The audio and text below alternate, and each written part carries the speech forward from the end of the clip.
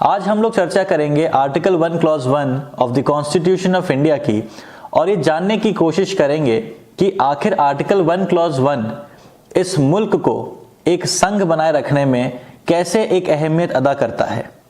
तो सबसे पहले हम आर्टिकल 1 क्लॉज 1 को रीड आउट करते हैं। India that is Bharat shall be a union of states. तो दोस्तों, जैसा कि आपने सुना अभी कि आर्टिकल 1 क्लॉज 1 में जो वर्ड यूज हुआ है वो है यूनियन और ना कि फेडरेशन, जबकि यूनाइटेड स्टेट्स ऑफ अमेरिका में जो वर्ड यूज किया गया है उनके प्रियम्बल में वो है फेडरेशन।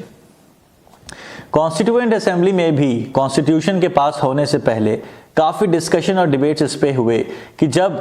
हमारा देश एक फेडरल स्ट्रक्चर का होने वाला है, हमारा देश का कॉन्स्टिट्यूशन यानी कि संविधान एक फेडरल स्ट्रक्चर का होने वाला है, तो आखिर हम भी वो फेडरेशन टर्म क्यों ना यूज करें। तो इस पे डॉक्टर अंबेडकर ने सभी सवालों को सुनने के बाद एक जवाब दिया और उन्होंने कहा कि यूनाइटेड स्टेट्स ऑफ अमेरिका में फेडरेशन वर्ड का यूज इसलिए किया गया है क्योंकि वहां पे सभी राज्यों ने मिल करके एक फेडरेशन की स्थापना की है, यानी कि राज्यों ने आपस में एक इंस्ट्रूमेंट साइन किया है। लेकिन भारत में सिनेरियो कुछ और था। भारत में यह हुआ कि जितने भी यहाँ पे प्रिंसली स्टेट्स हुआ करते थे उन्होंने यूनियन ऑफ इंडिया से एक इंस्ट्रूमेंट ऑफ एक्सेशन साइन करके भारत में अपने आप को निहित कर लिया, यानी कि भारत एक संघ बन गया, एक यूनियन बन गया, जिसकी वजह से कभी भी भारत से कोई भी स्टेट अलग नहीं हो सकता।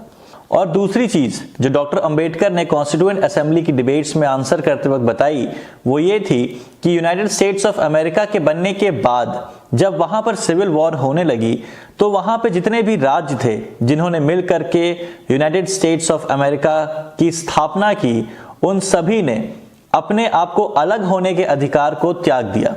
यानी कि यूनाइटेड स्टेट्स ऑफ अमेरिका जब एक फेडरेशन था तो वहां के राज्यों के पास यह अधिकार था कि वो जब चाहेंगे अपने आप को यूनाइटेड स्टेट्स ऑफ अमेरिका से अलग कर सकते हैं, लेकिन सिविल वॉर होने के बाद उन्होंने अपने इस अधिकार को त्याग दिया। डॉक्टर अंबेडकर का कहना था कि ये स्थिति मैं भारत में नहीं देखना चाहता। तो दोस्तों, आज आखिर आपने जाना कि आर्टिकल 1 क्लॉज 1 के होने की वजह से भारत से कोई भी राज्य या प्रदेश भारत यूनियन ऑफ इंडिया से अलग नहीं हो सकता है। और यदि यूनियन ऑफ इंडिया किसी भी स्टेट को किसी दूसरे देश को देना चाहता है या अलग करना चाहता है तो उसके लिए कॉन्स्टिट्यूशनल अमेंडमेंट पास करना पड़ेगा।